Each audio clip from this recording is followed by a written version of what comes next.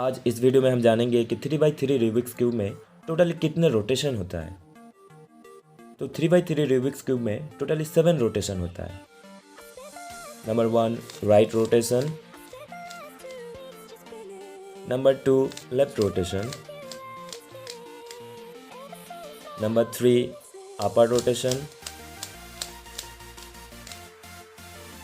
Number 4 down rotation, number 5 front rotation,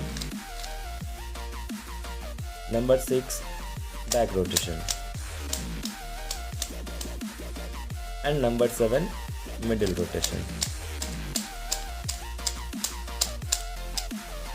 तो हमने जाना कि 3x3 रूबिक्स क्यूब में टोटल 7 रोटेशन होता है। नंबर 1 R मतलब राइट रोटेशन, नंबर 2 L मतलब लेफ्ट रोटेशन, नंबर 3 U मतलब अपर रोटेशन, नंबर 4 डाउन मतलब D rotation, number 5 front rotation,